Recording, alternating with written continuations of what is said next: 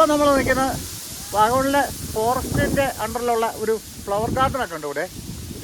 പുതിയതായിട്ട് കുറേ പരിപാടികളൊക്കെ ഇതിനകത്ത് തുടങ്ങിയിട്ടുണ്ടെന്നാണ് പറയുന്നത് കേട്ടെ. അപ്പം നമുക്ക് കയറി ഇതിനകത്ത് കാഴ്ചകൾ എന്താണെന്നൊന്ന് കണ്ടു നോക്കാം. ഇവിടെ എന്താ ഉള്ളത്?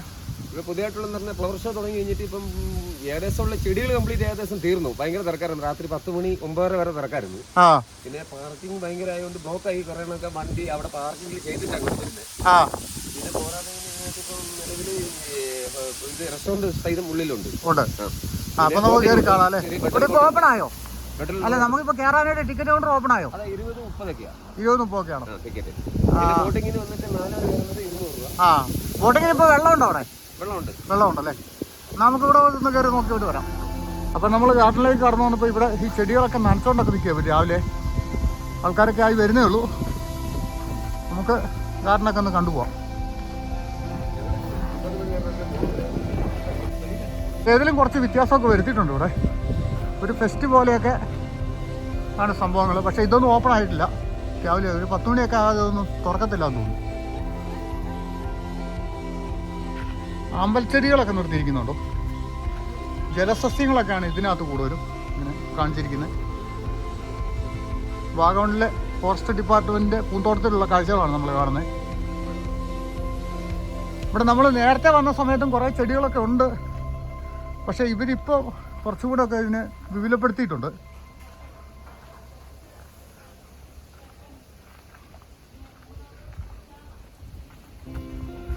ഔഷധ ചെടികളൊക്കെ ഇതിനകത്ത് കുറേ ഉണ്ട് കേട്ടോ.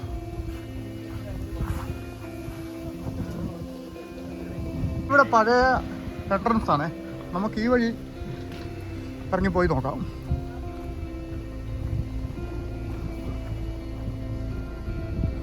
ഇവിടേക്ക് ഇതൊക്കെ കാണാൻ ഒരുപാട് ആൾക്കാർക്ക് വരുന്നുണ്ട്. ഈ സമയങ്ങളിലൊക്കെ ഇവർ വന്നു കഴിഞ്ഞാൽ രാത്രി 9 മണി വരെയൊക്കെ ഇതിൻ്റെ പ്രവർത്തനം ഉണ്ട് കേട്ടോ. കേട്ടോ, നല്ല ഫോട്ടോ ഗ്യാലറികളൊക്കെ ഇതൊക്കെ. ഒരു കൃഷ്ണമണി കണ്ണിൻ്റെ ഷേപ്പിലാണ് ഇത് ചെയ്തിരിക്കുന്നത് കേട്ടോ.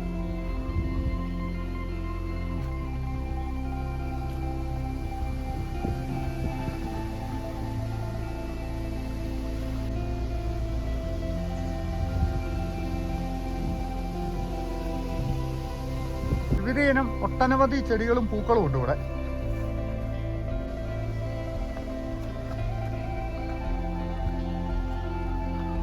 ഇവിടെയൊക്കെ ഷോപ്പുകളൊക്കെ സജ്ജീകരിച്ചിട്ടുണ്ട് കേട്ടോ. നല്ല ക്ലോസാണ് ഇപ്പം, നല്ല ഓപ്പണായി വരുന്നേ ഉള്ളൂ.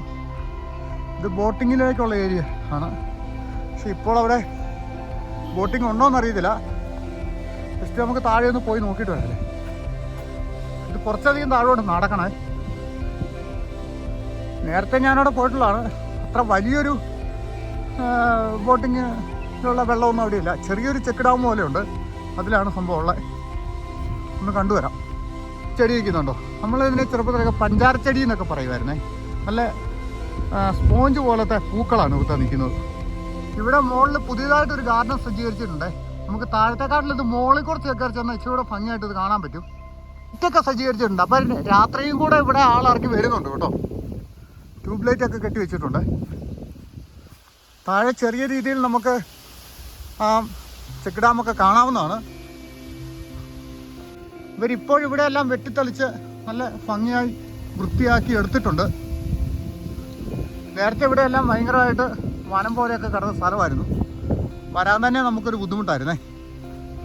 അപ്പോൾ അതിനെ കുറച്ച് വൃത്തിയാക്കിയിട്ടുണ്ട്. ഇതാണ് കേട്ടോ ബോട്ട് യാർഡ്. ഇവിടെയാണ് ബോട്ട് കിടക്കുന്നത്.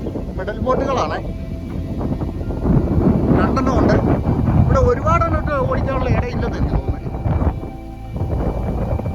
ഇതൊക്കെ കയറി നമുക്ക് ചവിട്ടി ഓടിക്കാം. അതാണ് അതിൻ്റെ ഒരു സജ്ജീകരണം. ചെറിയൊരു ചെക്ക് ഡാം ഞാൻ പറഞ്ഞില്ലേ. ഇതിൻ്റെ ഉള്ളിലാണ് ബോട്ടിംഗ് ഉള്ളത്.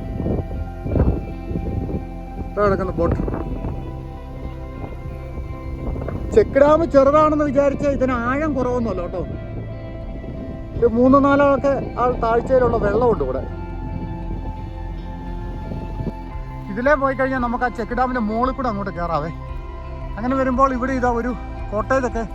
ഇത് കോട്ടേജല്ല, ഒരു ബാൽക്കണി പോലെ. ഇവിടെ കയറി നിന്നാൽ നമുക്ക് താഴോട്ടുള്ള കാഴ്ചകൾ കാണാം. ഇവിടെ വൈകിട്ട് വരുവാണെങ്കിൽ അടിപൊളിയാണല്ലോ. ഫുൾ കളർ ലൈറ്റ് ചെയ്ത് വെച്ചേക്കുന്നുണ്ടോ. ടോയ്ലറ്റൊക്കെ ഇവിടെ കൊണ്ടുവന്ന് സെറ്റ് ചെയ്ത് ചെയ്യുന്നേ ഉള്ളൂ കേട്ടോ. പിന്നെ പ്രവർത്തനങ്ങളൊക്കെ നടക്കുന്നേ ഉള്ളൂ.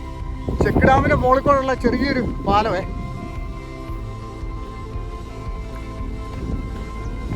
ഇതേക്കൂടെ കയറി നമുക്ക് അക്കരെ കയറി അങ്ങോട്ടും ഇങ്ങോട്ടൊക്കെ നടക്കാം. ചെക്ക് ഡാമിൽ വെള്ളവും ബോട്ടും ഒക്കെ കിടക്കുന്നുണ്ടോ. ചെറിയ ഇളം കാറ്റിങ്ങനെ അടിക്കുമ്പോൾ അതിന് ഓളം തല്ലി വന്നുകൊണ്ടിരിക്കുകയാണേ. വളരെ മനോഹരമായൊരു കാഴ്ചയാണത്. ഇതിൻ്റെ താഴ്ഭാഗം ചെറിയ രീതിയിലുള്ളൊരു വനമായിട്ട് നമുക്ക് കാണാവുന്നതാണ്. ആ വനത്തിന് മുകളിലായിട്ട് അവിടെ നല്ല മനോഹരമായൊരു തേയിലത്തോട്ടവും കാണാം. ഈ വഴിക്ക് പോകാൻ ഇങ്ങോട്ടുള്ള വഴികൾ അത്രത്തോളം ക്ലിയർ അല്ല, അതുകൊണ്ട് നമ്മൾ അങ്ങോട്ട് ഇനി പോകുന്നില്ല കേട്ടോ.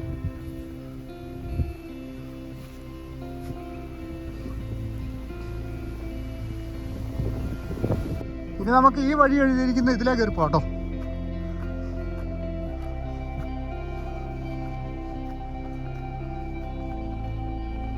നമുക്ക് ഈ വാച്ചിങ് ഗാലറിയിൽ ഒന്ന് കയറി നോക്കാം അല്ലേ. ഇരിക്കാനുള്ള നല്ലൊരു ഇരിപ്പിടമൊക്കെ ഉണ്ട്. അതിൽ ഇറങ്ങിപ്പോവാം. ഇതാ വാച്ചിങ് ഗാലറി എന്നുള്ള ആ ഒരു വ്യൂ കണ്ടോ.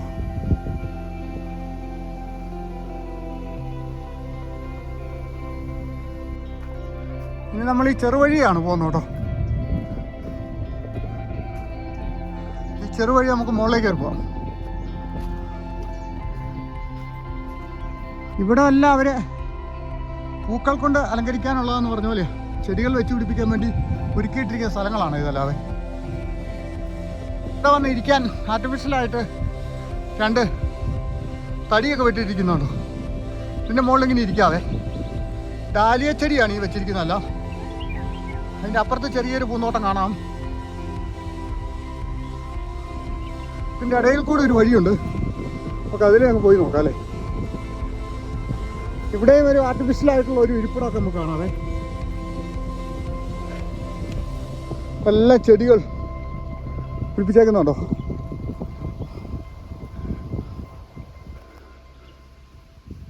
വെന്തി ജമന്തി പൂക്കളാണ് കൂടുതലും. ഒരു പുൽക്കൂടാരം. ഇപ്പോഴാണ് ശരിക്കും ആ പൂക്കളുടെ ഒരു കളർ നമുക്ക് ഇടുന്നത്. കാരണം വെയിലിന് ഓപ്പോസിറ്റ് ആയിട്ടാണ് നമ്മൾ അവിടെ നിന്ന് ഇങ്ങോട്ട് വന്നത്. അതുകൊണ്ടാണേ. ഇവിടെ താഴോട്ട് നല്ലൊരു ഫോട്ടോ പോയിൻ്റൊക്കെ അവർ റെഡിയായിക്കൊണ്ട് വരുന്നുണ്ടേ. വെന്തി ജമന്തി പൂക്കൾ. ഇതിങ്ങനെ ഈ ഒരു ഭാഗം മൊത്തം പൂക്കളാണെങ്കിൽ കാണാൻ എന്തൊരു ഭംഗിയായിരിക്കും അല്ലേ. ഇപ്പോൾ തന്നെ അതൊരു നല്ല രസമുള്ളൊരു കാഴ്ചയാണ്. ഇതുണ്ടോ.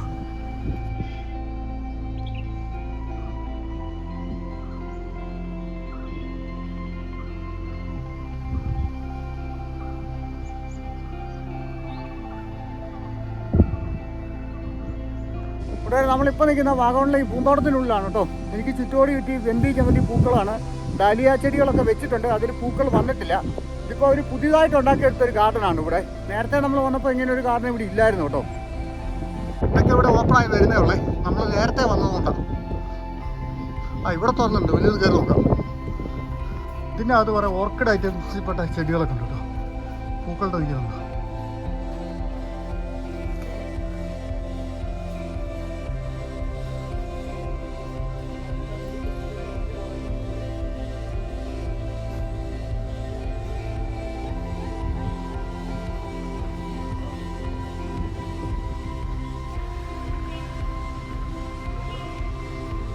ഇതെല്ലാം ഓർക്കിഡ് ചെടികളാണ് കേട്ടോ. ഇതിൻ്റെയൊക്കെ പേരെന്നോട് ചോദിക്കരുത്. ചിലർക്കൊക്കെ എഴുതി വെച്ചിട്ടുണ്ട്. ഇവിടെ ഇലച്ചെടികൾ കേട്ടോ. എല്ലാവർക്കും അറിയാലോ ആന്തൂറിയം. ആന്തൂറിയത്തിൻ്റെ ഒരു ഗാർഡൻ പോലെ തന്നെ ഇവിടെ ഉണ്ട് കേട്ടോ. ഇതെല്ലാം ആന്തൂറിയം ചെടിയാണ്. ഈ ആന്തൂറിയത്തിൻ്റെ പൂവൊക്കെ മാസങ്ങൾ നിൽക്കും ഇതേപോലെ കളറായിട്ട്.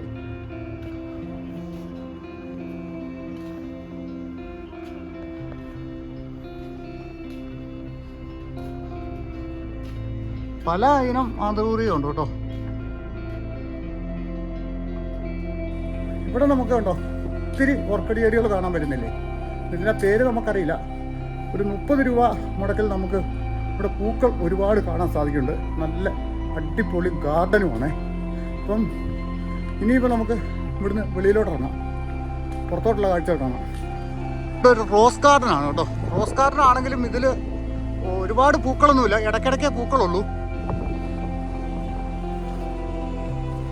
കേട്ടോ ഒരു റോസാപ്പൂ. ഇപ്പം ഈ രാവിലെ സമയം കൂടെ ആയതുകൊണ്ട് നല്ല നീലാകാശവും പച്ചപ്പും ഈ പൂക്കളും എല്ലാം കൂടെ അടിപൊളി കാഴ്ചയാണ് ഇവിടെ കേട്ടോ. മുകളിലൊരു പുതിയ വാച്ചിങ് ഗാലറി ഒക്കെ ഉണ്ടാക്കിയിട്ടുണ്ട്. അത് കംപ്ലീറ്റ് തടി കൊണ്ട് ഉണ്ടാക്കിയതാണെന്നോ. നമുക്ക് അതിലെ പോയി കയറി നോക്കാം, നല്ല കാറ്റാ. ഇവിടെ ഈ മെലൻറ്റിസ്റ്റ പൂക്കൾ നിൽക്കുന്നുണ്ടോ, ഇതിന് കുടംപൊട്ടി എന്നും പറയുന്നുണ്ട് കേട്ടോ, മലയാളത്തിൽ അങ്ങനെയും പറയുന്നുണ്ട്. ഇതിവിടെ ഒരു മേഖല കംപ്ലീറ്റ് ഈ പൂക്കളുണ്ട്.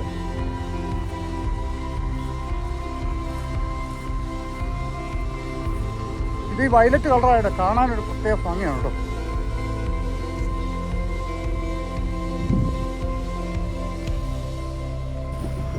ഇനിയിപ്പോൾ നമുക്ക് ഇതിലെ മുകളിലോട്ട് കയറാം.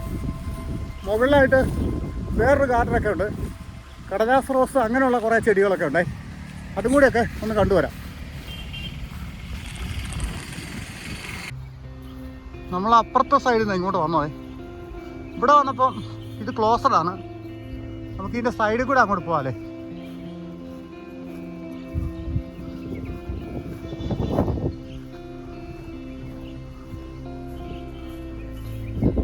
ഇവിടെ കുറേ സ്റ്റാളുകളുടെ എന്തൊക്കെ പരിപാടികളൊക്കെ കാണുന്നുണ്ട്. ഇവിടെ ഉണ്ടോ ഒരു ടൂറിസം ഫെസ്റ്റിവലത്തെ പരിപാടി അവിടെ നടക്കുന്നത്. ഇപ്പോൾ ഇവിടെ കുറേ ചെടികളൊക്കെ ഇങ്ങനെ അലങ്കരിച്ച് വെച്ചിരിക്കുന്നുണ്ട്. ഇതിൻ്റെ അപ്പുറത്ത് കടലാസ് റോസ് പല കളറിൽ, റോസ് നിറമുണ്ട്, ചുവപ്പ് നിറമുണ്ട്. ഇവിടെ ഇതാ റോസും വെള്ളയും ചുവപ്പും ഒക്കെ കൂടെ ഒരു പ്രത്യേക രീതിയിൽ ഇങ്ങനെ അലങ്കരിച്ച് വെച്ചിരിക്കുകയാണത്. ചെറിയ വിനോദങ്ങളൊക്കെ ഉണ്ട് കേട്ടോ, ഊഞ്ഞാലൊക്കെ കാണാം. വാച്ച് ടവർ, ഇവിടെ ഒരു ബോട്ടിലും അവർ ചെടികളിങ്ങനെ ക്രമീകരിച്ച് വെച്ചിട്ടുണ്ട്.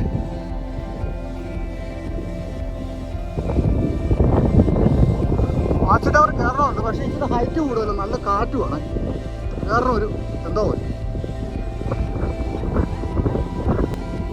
നമുക്ക് മുന്നോട്ട് പോവാം.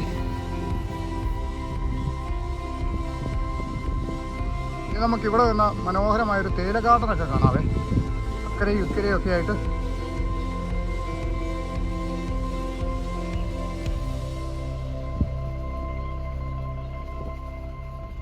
വാച്ചിങ് ഗാലറി ഒരെണ്ണം ഇവിടെ ഉണ്ട് കേട്ടോ, ഒരു വാച്ച് ടവർ.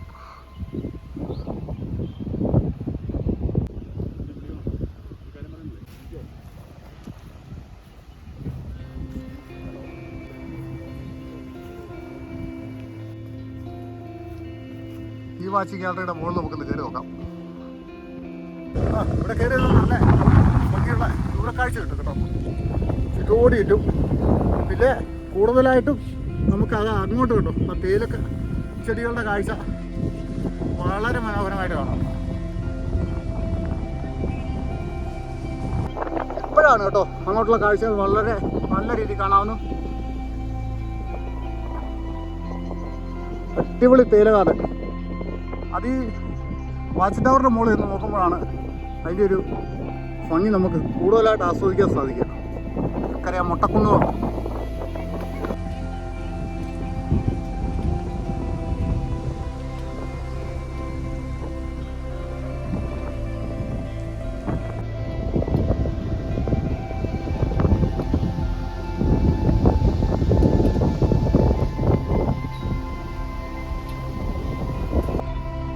ഇവിടെ പിള്ളേർക്ക് കളിക്കാനുള്ള അത്യാവശ്യം ആക്ടിവിറ്റീസുകളൊക്കെ ഉണ്ട് കേട്ടോ.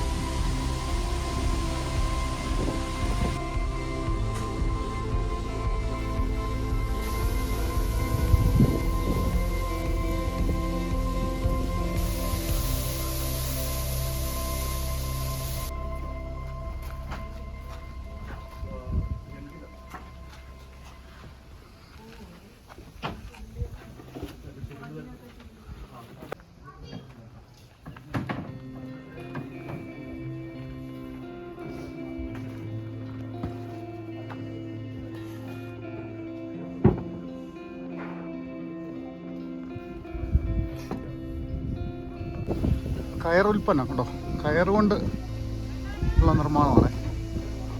നമുക്കൊന്ന് കണ്ടു നോക്കാം. ഇതുണ്ടോ, ഫുള്ള് ഇത് കയറുകൊണ്ടാണ് നിർമ്മിച്ചിരിക്കുന്നത്, ചകിരി കൊണ്ട്.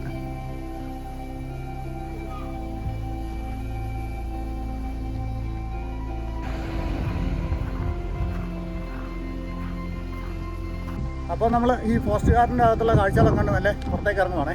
ഇവിടെ ന്യൂ ഇയർ പ്രമാണിച്ച് എന്തൊക്കെയോ പരിപാടികൾ നടക്കുന്നുണ്ടെന്ന് തോന്നുന്നു. കുറേ കടകളും കാര്യങ്ങളൊക്കെ ഇതിനകത്ത് ഇപ്പോൾ വന്നിട്ടുണ്ട്. കുറേ വ്യത്യസ്തമായ പരിപാടികളൊക്കെ, നൈറ്റ് ഷോ പരിപാടികളൊക്കെ വരുന്നുണ്ടെന്ന് തോന്നുന്നു. ഫുൾ ലൈറ്റെല്ലാം ഇട്ട് സെറ്റ് ചെയ്ത് മൊത്തം വെച്ചിരിക്കുകയാണ്. രാത്രിയാകുമ്പോൾ കാണാൻ വളരെ മനോഹരമായിരിക്കും. ഭംഗിയുള്ള കാഴ്ചകൾ നമുക്ക് കാണാൻ സാധിക്കും. അപ്പോൾ ഈ വഴി വരുന്ന ആൾക്കാരൊക്കെ, നമ്മുടെ കൂട്ടുകാരായിട്ടുള്ളവരൊക്കെ ഈ വഴിയൊക്കെ വരുമ്പോൾ ഇവിടെയും കൂടെ കയറാൻ ശ്രമിക്കുക. എനിക്ക് തോന്നുന്നു വൈകിട്ടാണ് ഇച്ചിരി കൂടെ നല്ല കളറായിട്ടുള്ള പരിപാടികൾ ഇതിനകത്ത് കാണാൻ പറ്റുന്നത്. അപ്പോൾ നമുക്ക് ഭംഗിയുള്ള മറ്റൊരു വീഡിയോയിൽ കാണാം.